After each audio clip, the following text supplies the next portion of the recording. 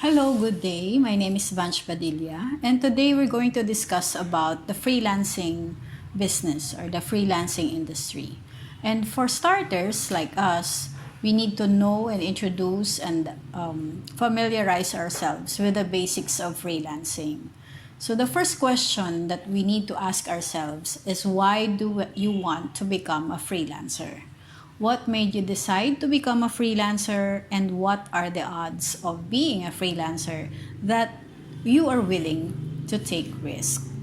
So most people go into freelancing to earn while working at home. So it means that basically it's convenience that they're after, and convenience that you cannot find everywhere in any employment industry or employment outfit. But with freelancing, your work is based mostly at home. So even if you are staying at home, taking care of your family, and you have other chores to do, as long as you are able to deliver what is expected of you in a freelancing gig, you can still earn money. And the reason why convenience and comfort is being valued by freelancers is because they can multitask and they don't need to telecommute, which is starting to rob away precious moments in the lives of employers or commuters. So that is the first reason. And then the second reason is freedom. Of course, as you work from your home, you are free to wake up during late hours. You don't have to wake up at early in the morning, or you don't have to really pack up for work or dress for work during the regular office hours in the country. But you are entitled to a flexible working hours as long as you deliver the things that you are expected of. So for example, your client is based outside the Philippines. For example, they are in United States of America, they are in British Columbia in Canada, or they are in Australia, or they are in Great Britain. Of course, even if you don't have to leave your house, you're still free to work with them. And you are free to work with any team that is based outside of your country. So, having those two very important aspects of freelancer, which is time freedom and then flexibility or convenience, and you are going to earn good amount of money depending on your efforts and depending on your determination. You set your own income and you work hard for it. Aside from that, you can outsource. So if you are going to do freelancing gigs and clients are going to pile up in the long run, you can rehire or hire other freelancers in your area to deliver or to complete the tasks that are expected of you. So there. What are the skills that are necessary to become a freelancer? Things that make a freelancer qualified to enter the freelance economy or the freelance gig as they call it. These are the services that usually are in demand. So let us identify first the services that are in demand and identify the skills that go along with them. So the services are in demand are web development. So the skills would be you should have an advanced skill in web development. You know how to develop websites, to develop e-commerce websites, or the regular websites that brands and businesses use. Social media marketing. So this is the reason why you need to learn the skill of social media, like right now. You're training right now, social media marketing and advertising. Search engine optimization. A lot of companies are hiring SEO people to improve their rankings on search engines. And this is a highly paid and highly skilled or qualified skill that is being searched for by most of the companies or brands that want their page ranking in Google search or other search engines to come up to the first page. Graphic designing. So graphic designing would need skills that are knowledgeable in editing, designing, photography, or graphic creation. So these are the skills that would be needed when graphic designing. Ebook writing. So you need to be a good writer. You need to be able to compose text, books, or ebooks, or articles, or research, and convert them into ebook, so you can sell your services to the right clients. The thing that is hot now is Facebook chatbot marketing. So if you are able to develop or create or program, make chatbot or chat robots or automated messenger marketing or chat marketing services, then you are in for a good pay in the freelancing industry. You'll be in demand because a lot of businesses are looking for messenger marketing freelancers so that they can minimize time on social media and spend more time on the most important aspects of running a business. While branding services would include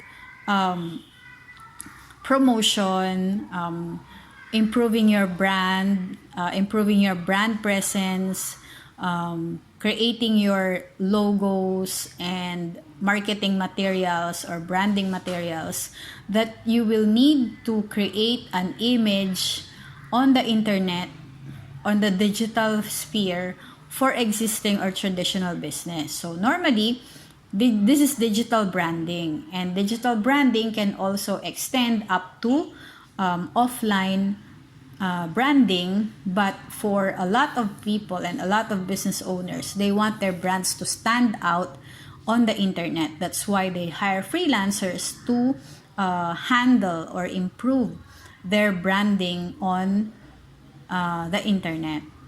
So teaching and tutoring. Teaching and tutoring, this is very self-explanatory. Of course, you need to be expert on something and you need to be highly knowledgeable on something in order to teach other people or tutor other people to do the same as yours.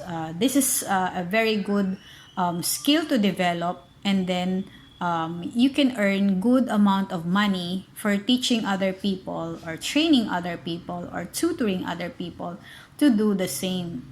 Comic artists. So a lot of artists, especially those that are very knowledgeable in creating comics or drawing or animation. So these are the possible gigs or work that is applicable to them. Data entry. This is this is the easiest and most basic knowledge that the freelancer would need to learn. That is encoding, as we all know it. Encoding, data entry, research, and then data entry, meaning you're going to upload whatever information that is necessary for a business or for a brand that they will need to improve their doing business, or for professionals who would need that particular data or information into their databases. And virtual assistant, this is growing popularity since the early 2000, because business owners and corporate people are so busy nowadays that they are going to hire virtual assistants to do some of the tasks for them. So in this global economy where businesses now can do global transactions because of the internet, a virtual assistant is usually helpful. So if you are a web developer, you already know that you need web development skills, which is like coding, programming, and software development, or whatever technical aspects of like content management system, whatever technical aspects of doing a website.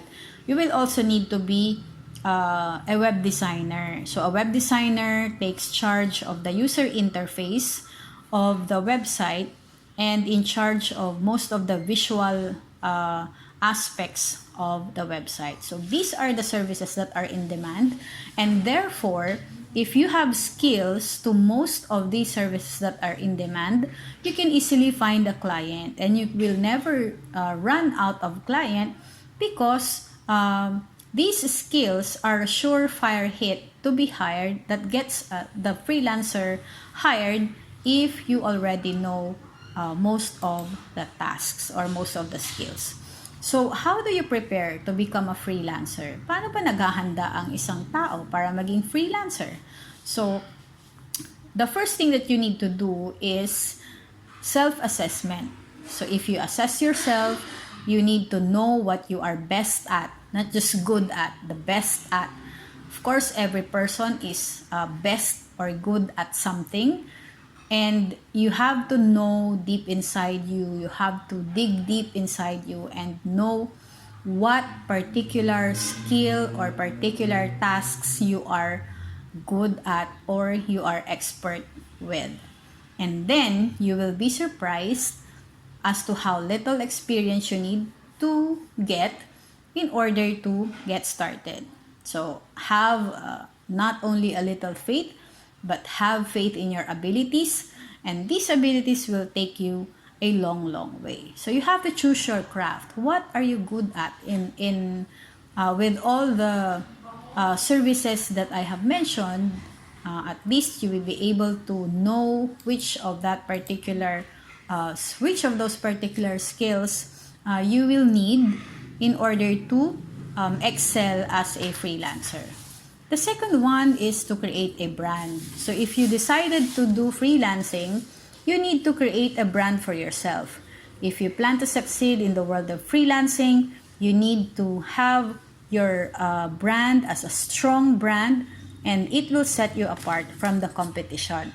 Of course, in this area, you are not the only one who will be rendering freelancing services to the clients. So most probably, there are a lot of independent freelancers and group freelancers or individual freelancers that are servicing the freelancing business or the corporate world. And what will be your advantage over these other people who have gone first than you and have more experience than you have? So you need to build a portfolio. So your differentiation, your uniqueness will be to create a strong brand, and then build a portfolio and source out testimonials. So get testimonials from your clients, get good reviews, get positive reviews, and then build your portfolio. So take note that if you already have a client, you need to build a portfolio out of that. So record each and every one of your client and then get from them testimonials or positive feedback so that you can show your portfolio to your would-be or future clients. Many prospective clients are not concerned with qualification. They simply want to see what you have done in the past and judge whether it is the right fit for them. Then start pitching. Start pitching your skills, start pitching your talents, and start pitching your services to your desired clients. You should only seek paying clients when you are able to demonstrate your abilities with a quality portfolio and testimonial, meaning you really have to start with a free client, doing services for your friends, for your family, for your own business if you have, and then ask for payment from your would-be clients, because you will be confident once you have gained the experience And once you have a lot of portfolio in your guidebook or in your book. So ultimately, securing a freelance work is a numbers game. The more prospect clients you contact, the more likely you are able to find work. So play the odds. Don't be afraid. Make a ratio of your proposals. So for example, if I give 20 proposals, how many of that 20 proposals are going to be my clients? For example, if I give out 20 proposals and if I apply to 20 people, for example, I get 2 clients out of that. So it means 1 out of 10, my ratio would be 1:10. So I get 1 client for every 10 proposal. So if I wanted to have 10 clients at any given time, which is, sometimes impossible to service the 10 clients all at the same time, but I can hire people to do that for me. So if, for example, I need 10 clients, then I should be giving out 100 proposals in order for me to get clients. Okay, so now that we know the things that are basic when we want to become a freelancer, let us learn about the toolkits that freelancers use. So the first thing that you're going to do is your resume or your freelancer data. So this is a sample of my resume or freelancer data. It describes me, my address, my contact number, my email address, and my website. The followers in my website, I get views, and then total followers from my community. So a brief description of myself and the services I offer. So these are the services that I offer right now. I offer online reputation management. I also offer digital marketing. I offer PR strategy when it comes to digital and non-digital. I offer training and consultancy, and I do events. So these are the sample of products and services that I offer.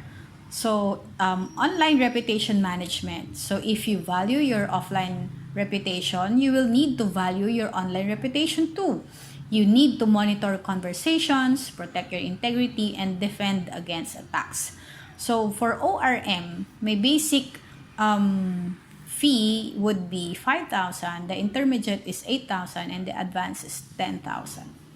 So this is just a minimal amount for any business, but it's not the same with my political clients. Of course, the rate is way, way higher. When it comes to digital marketing, community management, I peg it at 5. Social media marketing is 8, and social media strategy is 10. Of course, this is for ordinary businesses. For PR strategy, it depends on the work. So my per project acceptance fee is 35, and then my retainer is 15, depending on the work. But this is just for business. It's different when your clients are politicians. So this is a very simple chart of my services that I offer to my clients or would-be clients for business. So I have a separate rate for politicians because I also do political strategy and all. So testimonials. What are testimonials? Testimonials are feedback that your clients give to you once you deliver the services that you are expected to do. Upon completion of your services to them, you can ask for testimonials or feedback. So these are the example of testimonials or feedback about the projects that a freelancer would need to do. Okay, so e-wallets. Of course, when it comes to payment, the freelancer is very happy to discuss about payment. So how are freelancers paid? Of course, this is PayPal. There is PayPal and there is Payoneer. So these are the web e-wallets or e-wallets that usually are being used to secure payments because most employers pay through PayPal. And in order for you to encash your payment from your PayPal account, Payoneer is a good recommendation for payouts. And there are other pay or wallets or payment portals that you can use. But so far, these two are the, we will be using these two because this is more accessible and more popular. So let's go to the freelancing sites wherein you can pitch your work or pitch your talents to your clients. So what platforms are usually used when applying or looking for jobs online? So number one is online jobs, freelancer.com, Upwork. Majority of the freelancers are in Upwork, fiverr.com, and golance.com. So you can check out the websites of these freelancing sites and then get a feel of what each website is offering and which among these websites are comfortable with you or you are comfortable with in pitching your talents or skills to clients. So you need to look for characteristics. So it's a basic to look for good clients, and these are the three most important things that you need to look for in a client. Because you're still new, you need to check the basic requirements of a good client. And number one is payment verified. They should be verified, because if they are not yet verified, we are not sure that we will receive their payment even if we have a contract. So a payment verified client would give you peace of mind that you will get paid. Good reviews. Check out the reviews from other freelancers or from other service providers about the client. So if they get good reviews, it means that they are better clients to work with. And of course, high ratings. So sometimes freelancers give high ratings to clients or employers, and if your employer or would-be employer or prospect employer has high ratings, you might as well proceed with your application. Okay. Freelancing has allowed us to achieve the things that would have been impossible otherwise. Of course, if you will remember, if you are in the comfort of your home, it is almost impossible before to do work, because they say that you don't do work at home. You don't take your work at home. But then with the influx of technology and the popularity of the internet and the need that arises from needing freelancers all over the world, of course, now freelancing has made employment through remote locations possible. So the convenience, the freedom that freelancing gives to the freelancers and to the gig economy is getting stronger, and it's getting more popular among workers who wanted to do work at home or to be domesticated, especially stay-at-home parents who need to just be near their family. Okay, so that is our lesson number 1. It's introduction to freelancing. If you have any questions, just ask me. I am very, very happy when someone is asking questions that are relative to the lesson that we are studying. So I will be pausing this video and I will see you on the next video. And thank you for listening and thank you for watching to this particular video. Again, my name is Vanj Padilla and this lesson is about freelancing.